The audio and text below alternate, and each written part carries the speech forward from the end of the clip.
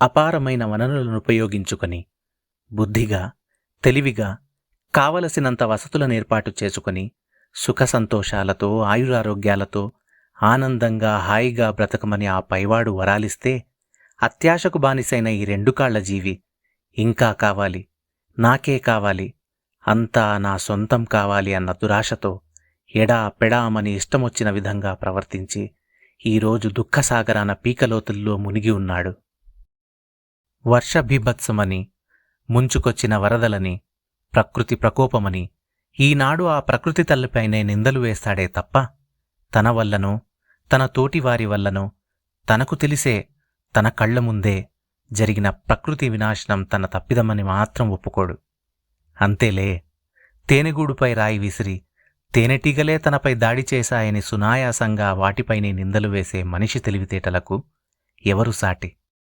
తన కళ్ల ముందే నీట కొట్టుకుపోతున్న సంపదను, మునుగుతున్న తన గూడును చూసి ప్రతిసారి కన్నీరు కార్చాడే తప్ప ఈ దుస్థితికి కారణభూతుడైన వాడి కాలురు పట్టి చెంపలు వాయించి ఎందుకు చేశావురా ఇటువంటి తప్పు అని ఒక్కసారైనా ప్రశ్నించలేకపోయాడు. ఒకప్పుడు తలదాచుకోవడానికి ఇల్లు కట్టుకునేవాడు. ఈనాడు తలెత్తి చూస్తే ఆకాశాన్ని తాకినట్టుగా కనిపించే మేడలు కట్టసాగాడు. సహజ సిద్ధమైన ప్రకృతి సౌందర్యాన్ని కాదని తాను కట్టిన అద్దాల మేడలే అందమైనవని భావించాడో ఏమో. ఎక్కడ పడితే అక్కడ అంచనాలకు మించిన కట్టడాలు, అవసరానికి మించిన ఆస్తులు, అంతస్తులు.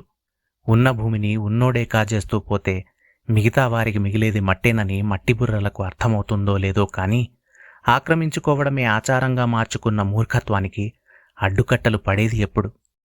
వరదల్లో కొట్టుకొస్తున్న ముసళ్లను, సర్పాలను చూసి ఈరోజు తనకు ప్రాణాపాయముందన్న భయం కలుగుతుందే.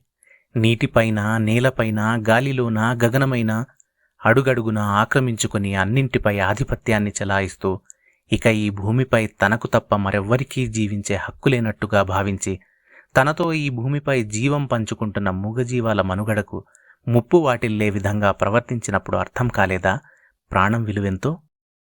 ఇకనైనా తన తప్పులు తెలుసుకొని ప్రకృతిపై తన అలుపెరుగని అఘాయిత్యాలను ఆపి ఈరోజైనా మంచిగా బ్రతికితే ప్రకృతి తల్లి కరుణించి మానవజాతిపై మమతను కురిపిస్తుందేమో కాని ఇంత నష్టం జరిగిన తరువాత కూడా ఏ మార్పు లేకుండా యథావిధిగా ప్రవర్తిస్తానంటే వైపరీత్యాల రూపంలో, ప్రళయాల రూపంలో మనిషి వెన్ను విరిచి తన అహంకారాన్ని తుంగలో తొక్కడానికి ప్రకృతికి కష్టసాధ్యమేమీ కాదని పలుసార్లు రుజువయ్యింది. ఈ ప్రకృతి వైపరీత్యాల ధాటికి బలి అవుతున్న, నష్టపోతున్న, అవస్థలు పడుతున్న అమాయక ప్రజలను, ఏ పాపమెరుగని మూగజీవాలను ఆ పైవాడు కరుణించి కాపాడుకోవాలని ప్రార్థిస్తూ కష్టనష్టాల్లో మునిగిపోతున్న తోటి మానవజాతికి ఆర్థికంగా, మానసికంగా సహాయాన్ని అందిస్తూ మానవత్వాన్ని నిలబెట్టుకోవాలని కోరుతూ మీ శ్రేయోభిలాషి.